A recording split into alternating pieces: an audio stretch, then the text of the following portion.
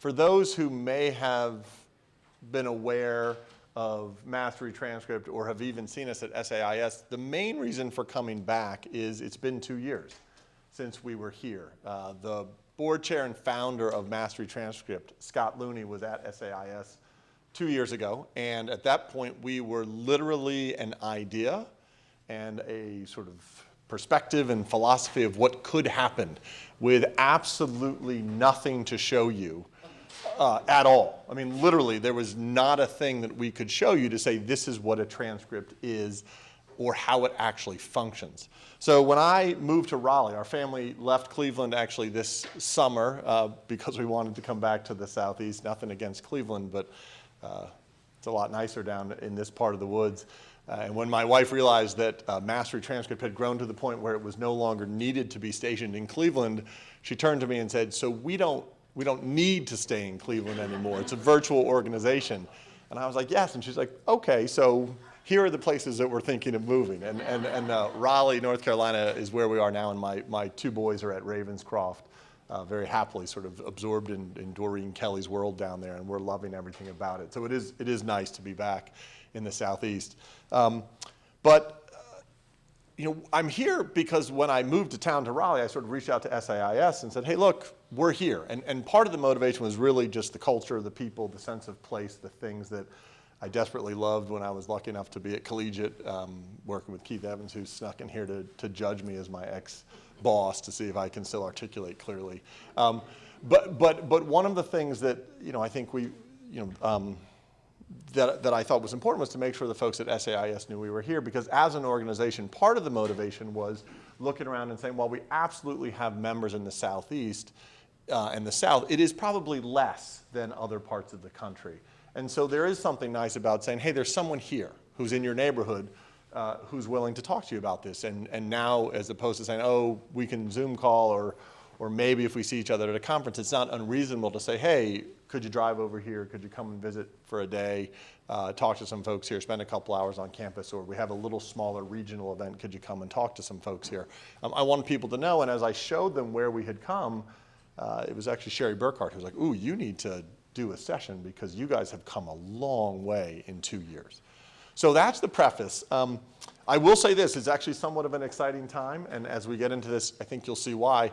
October 16th was the day, whoops, hopefully that comes back. October 16th was the day that we sent our first transcript to colleges.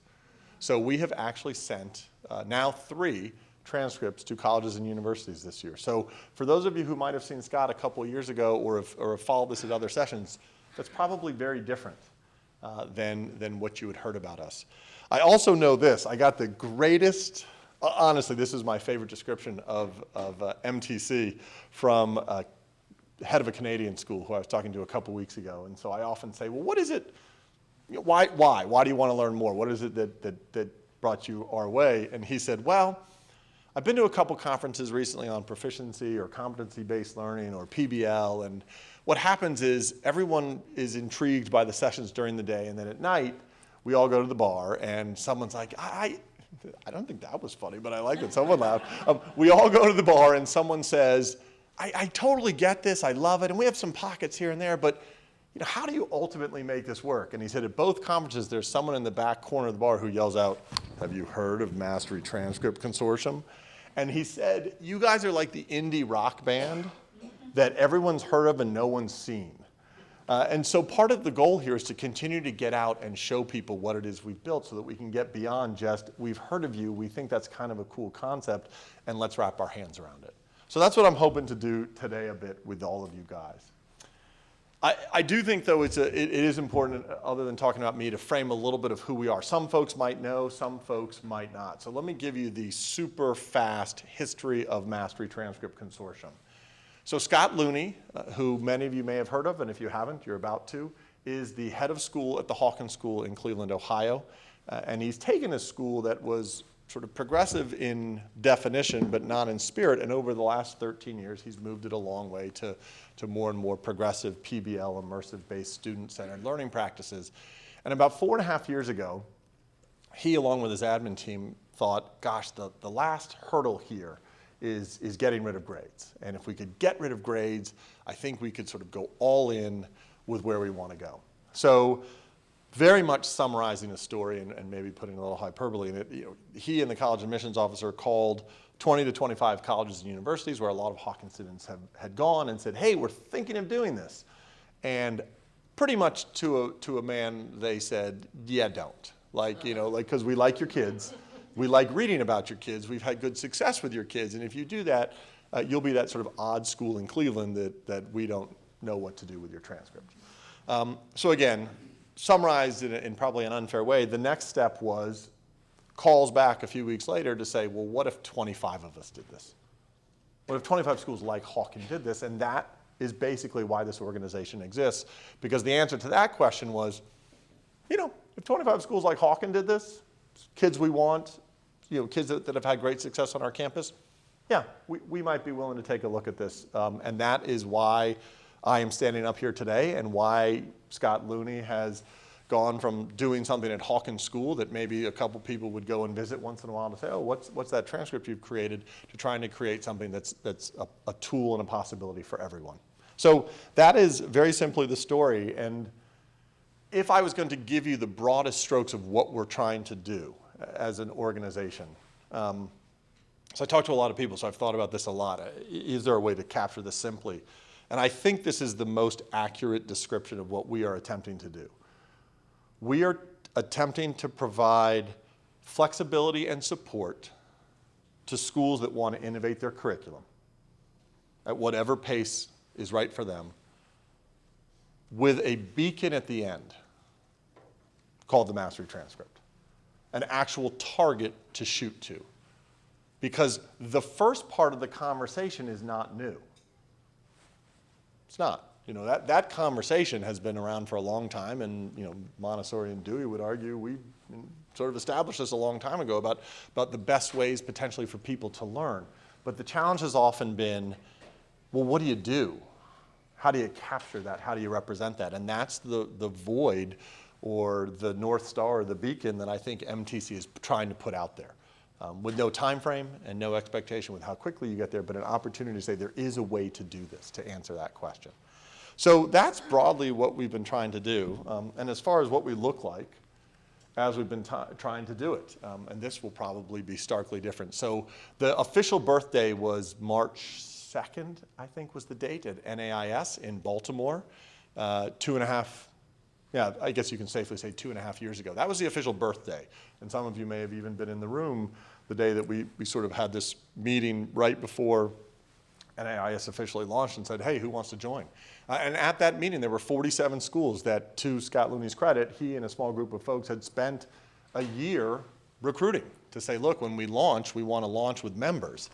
So 47 schools 2.5 years ago, all of whom were independent, have turned into an organization of 292 schools, 234 of whom are still independent or private schools.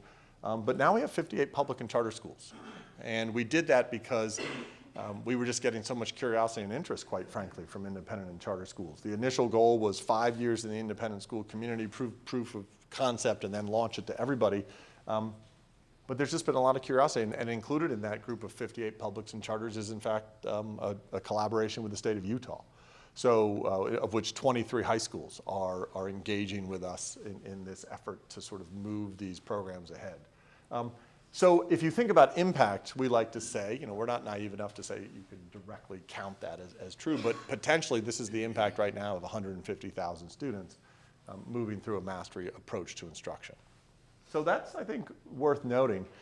And I describe our membership as 3-tiered. And this will be helpful because one of the tasks I'm going to ask you guys to do a couple times when we pause for different opportunities is to place yourself or place your school in this conversation.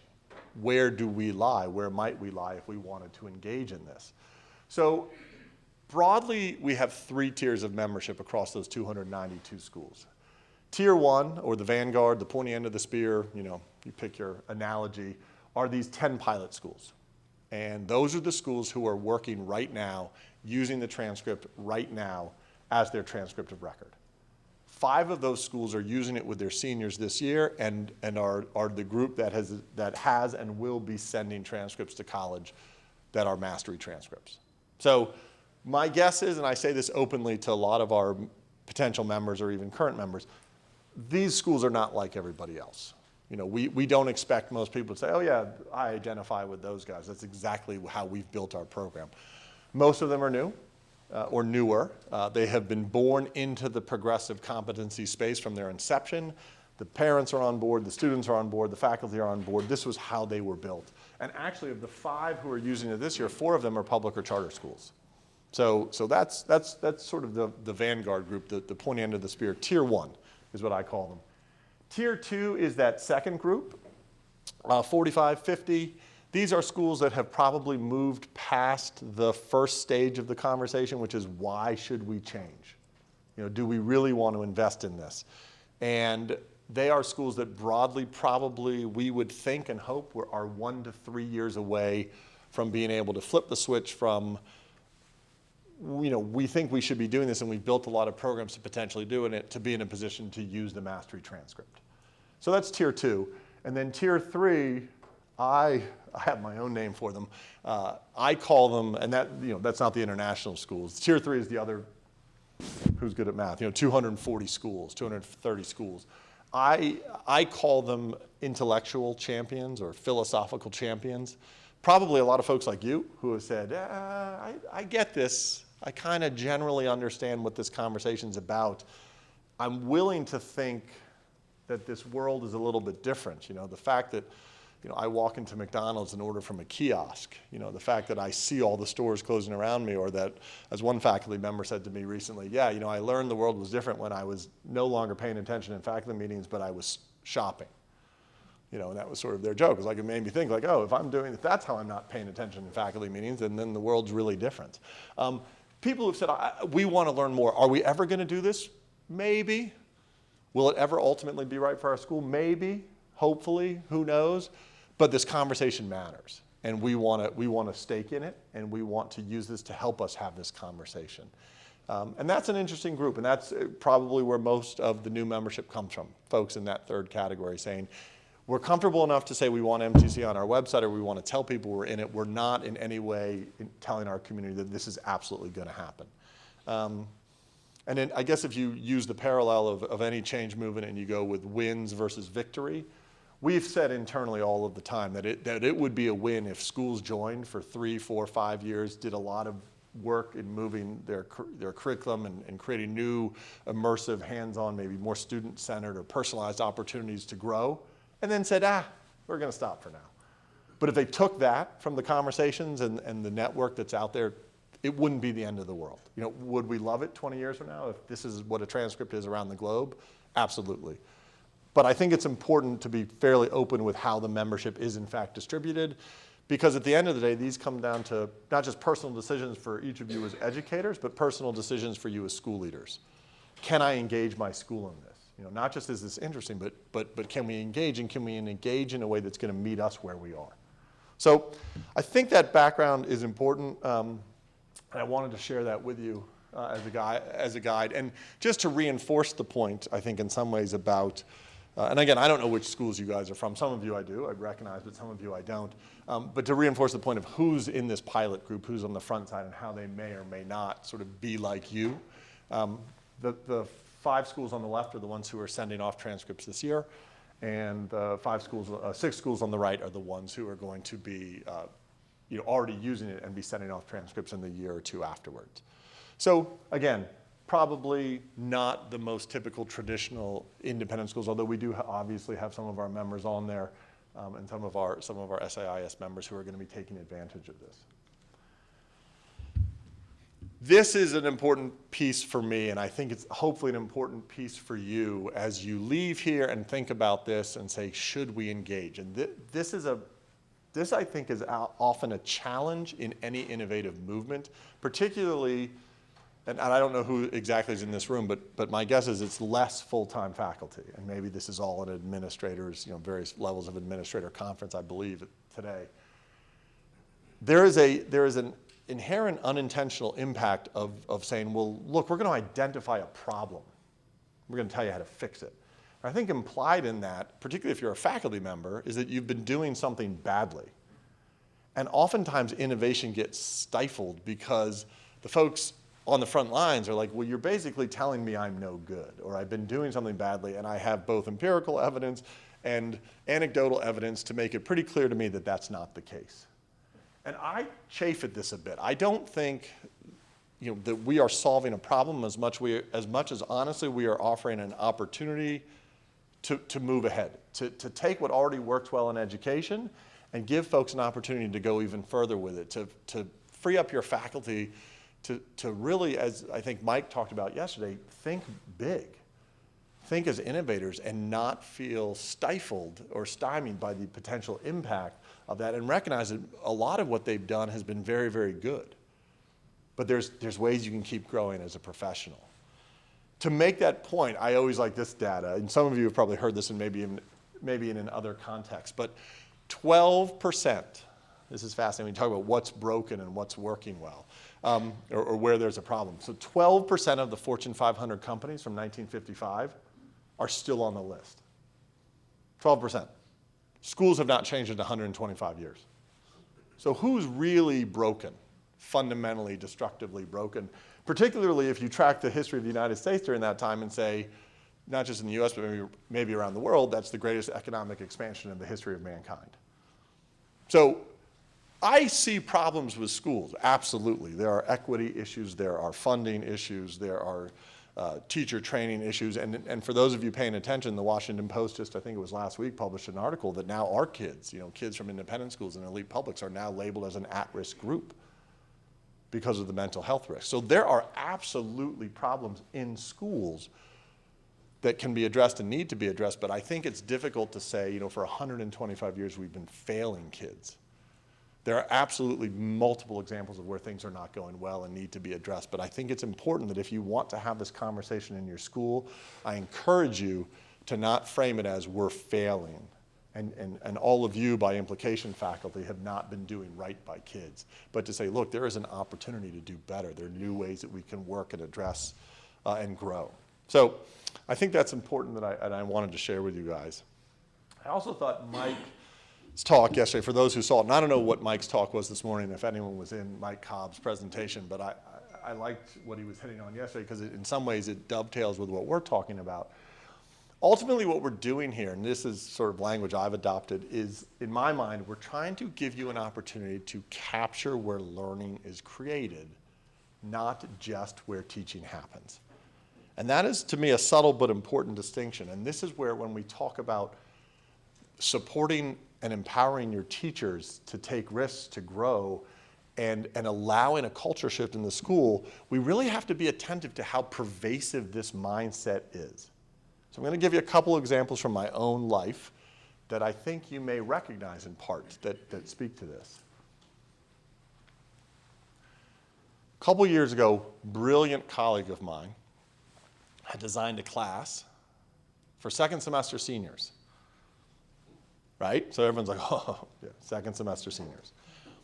It was a fully immersive, connected to the community, essentially entrepreneurship marketing class in which she had organized around a number of local businesses, a bike shop, I think an ice cream shop, and got kids involved in the whole second semester in helping these schools developing their marketing strategy, social media communications campaigns, et cetera, et cetera. And I went by this class, April maybe, senior year, so they've got 5 weeks left, 6 weeks left, and the room is buzzing. Right, buzzing. The kids are all jazzed. Just the day before, someone from a bike company had been out. They were all working on these projects. And I said to her, man, this is amazing what you're doing. And she said to me, well, this class is perfect for kids like this. I said, well, what do you mean? She goes, well, these aren't the AP kids. Those kids are finishing up their AP classes and they're getting ready. And I remember saying to her, this class is great. Full stop. But to me, and I bet all of you are having a moment where you're going, oh yeah, I've seen that. I've had that conversation with someone. I've heard that statement, right? you talk about the culture that pervades our schools, that even the most dynamic of teachers immediately split between, you know, this kind of kid and that kind of kid and don't think about learning.